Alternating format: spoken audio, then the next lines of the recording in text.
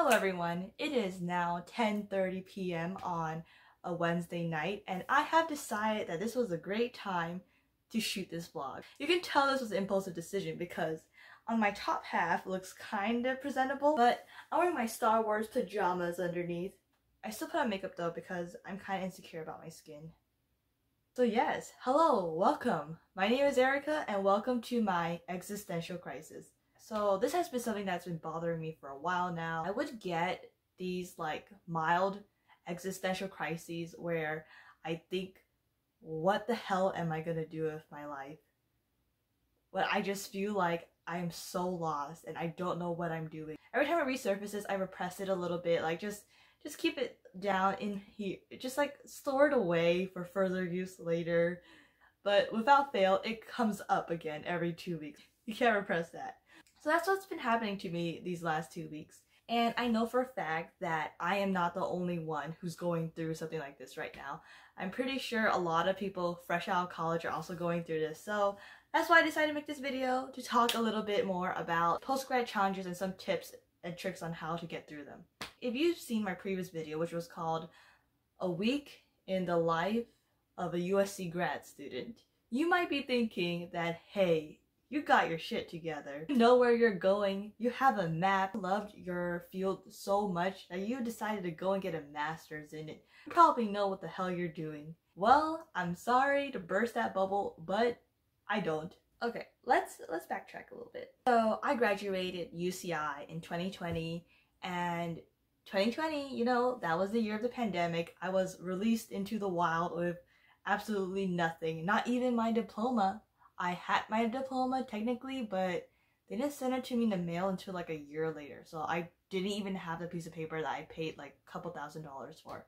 Postgrad life is very, very scary, especially during a pandemic. I mean, it's challenging on its own, but like with a pandemic too. Yeah, I graduated with a bachelor's in bio, but to be honest, I didn't even really like bio, and I kind of just stuck through it. And I ended up getting a degree in it. And then I was like, what the heck am I gonna do now? I was just out there. I had one internship that lasted for like 6 months, and after that I was like, now what? What's the next step? So, you know, smart person that I am, I was like, well, the economy is shit. I don't know what I'm gonna do now. I should just go back to school. You know, might as well. Like, it's a perfect time, I think. Just go back to school and come out with more degrees and see if somebody will hire me then. I told myself it was all for those reasons, but in reality, I was just trying to escape by going back into the beautiful, warm womb of college. Little did I know, grad school is nothing like how undergrad was. And those postgrad challenges still followed me into that too. And without further ado, here are some postgrad challenges that you will face after graduation, and, well, I wouldn't say solutions, advice that I can give you, being there myself. Number 1, subscribe to this channel. No, I'm kidding, you don't have to do that. Subscribe anyway. The real number 1, society's expectations of you. So ever since we've entered into the education system, it seems like life has been a game where you just have to level up to the next grade. And then once you hit 12th grade, the 12th level, some of us go to college. I feel like society like gives us this roadmap. We are born, we go to school, we finish all those levels, we graduate, we get a job, we buy a house, get married, have some kids, retire, and then die. Like, in that order. But like, real life isn't like that, as we all know. Some people do the whole roadmap out of order. Some people like just create their own roadmap. I think especially with the advent of internet jobs or different kinds of careers that you can do, such as blogging, there's so many options now that roadmap that used to be so straight isn't really needed anymore. However, the majority of society still projects it on us, especially us as in young people, and it could be a lot of pressure. So it's really scary when you deviate from this path. I just wanted to point that out, that the reason why you and I or anybody else might be experiencing this amount of pressure to, you know, get a job right away or go to grad school or, you know, even get married and have kids within a certain time span It's because of these constructs that society has put on us that we have like a deadline to meet like these life events, when that's not true. It's a construct. And if I learned anything in college, is that everything is a construct. So I know it's hard, but try to not let that bother you. If you're going down a different path, you can still be successful. You can still do everything that you want to do. And like, don't let anyone stop you, and try not to feel rushed because everyone's on their own timeline. Wait, I need more water. Like talking is thirsty work. So that basically brings me to my next point, which is comparing yourself to others. Don't do it. Just don't do it. It's not worth it. Don't compare yourself to others. Just have the ability to look on social media, see that your friends are traveling the world, and just feel happy that they are and content with yourself and your own mundane life. It's really not easy to stop comparing yourself to others, because I still do it. I was doing it last year. Even though I told myself I stopped doing it, it was like my New Year's resolution, like, stop comparing yourself to others, Erica. Just stop. So it's gonna be my New Year's resolution next year, again. But you know, maybe this time I'll make it. Who knows? Have you guys listened to that Olivia Rodrigo song? It's called Jealousy, Jealousy. There's like a line in it and it goes like, her win is not my loss. Her beauty is not my lack. And I just thought that was the best line ever. And I'm like, dang, that was really deep, Olivia. It's really deep. Just because someone has all that going on doesn't mean that you're losing out or you are less of a person because they're just in a different place than you. And if there's anything I know, social media is fake. Like, all of social media is fake. Like this right here, this is fake. I am fake. This is like completely CGI. Like, I'm not even here right now. It's too late to be doing this. So what I mean by social media is fake is that people are always posting the best images of themselves, the best videos of themselves, like the highlight reel of their lives. Premise of social media, of why it's so successful, is because it makes you, the normal audience member, feel like you need to have what they're having, what those influencers are having. You need to have that life. You need to have those shoes. You need to have that hair. It's just consumerism, you know, at its finest. Striking our weakest points. It's perfect. It's perfect marketing. It's like a competition to see who's leading the best life, who's doing the most stuff, who's making the most money. When in reality, maybe the people out there aren't even doing what you think they're doing. I know that because like I make YouTube videos now, and I have noticed that it takes a lot to make someone kind of look good. Like, you gotta have the lighting, you gotta have the poses, you gotta have the makeup, you gotta have the clothes, you just gotta have the vibes, you know? I know how strategic all those casual pictures are, you know, all those candid moments. So ever since I realized that, it's really helped me not to compare myself with the images I see online. I feel like I kind of went off tangent here, but in postgrad life, you could definitely feel the comparison happening more when you go on social media and you see other people that you used to know who are doing really well out there, and it can make you feel less of a person, but you're not falling behind because you're not running the same race.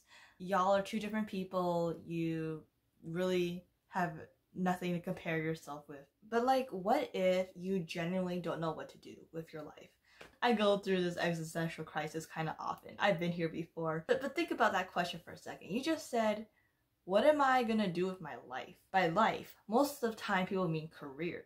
Your life isn't your career. It shouldn't be your career. And all workers are gonna be replaced by robots in the near future anyway, so like, what does it even matter? Work isn't life.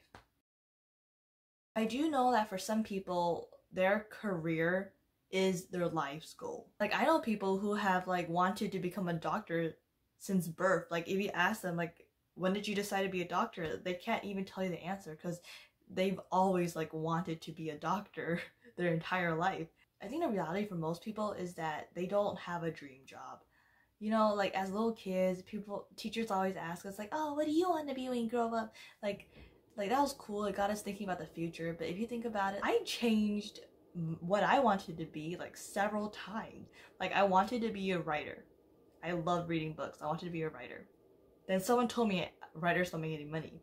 So I decided I was going to be a scientist. And when I graduated high school and I went into college, I told myself that I was going to be a dermatologist and I would like make a lot of money taking care of people's skin. Oh, side note, like I thought that like at 23 years old, after I graduated college, I would have like no more hormonal acne. Like everything would be set in place. But no, I don't have clear skin. I still have pimples. I break out all the time. Normal people don't always have a dream career. But like, I know it really helped to have some sort of direction into where you want to go. And to find that direction, you first have to find out what you like to do.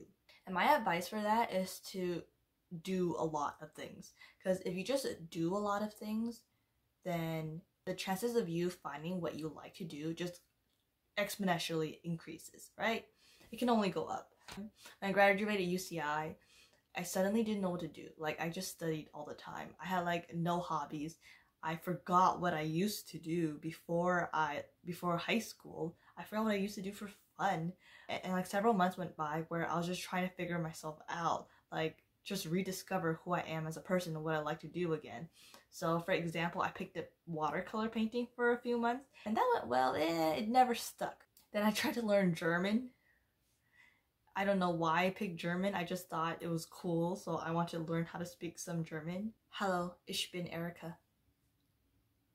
So if you like just don't know what you like or anything, just try to find hobbies.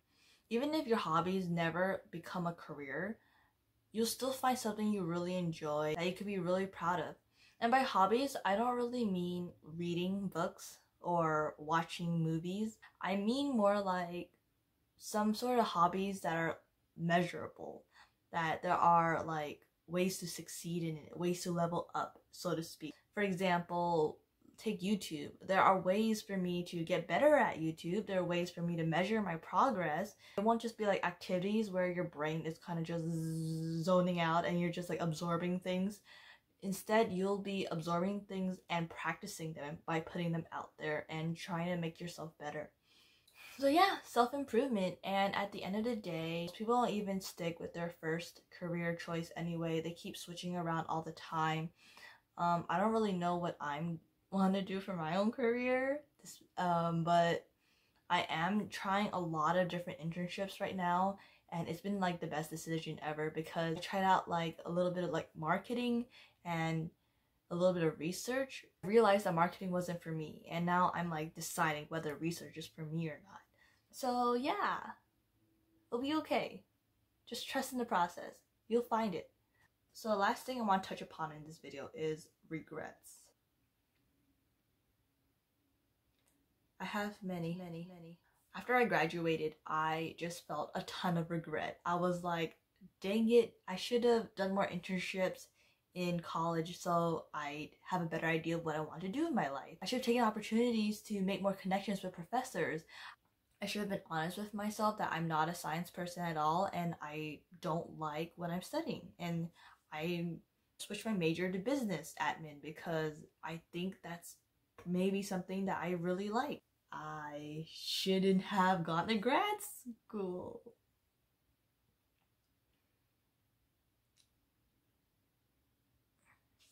Okay, that was a little bit much. I really just want you to say that and don't let regret or rejection hold you back from the future of opportunities that will lie ahead of you. If you think about it, like in the grand scheme of things, we're pretty young.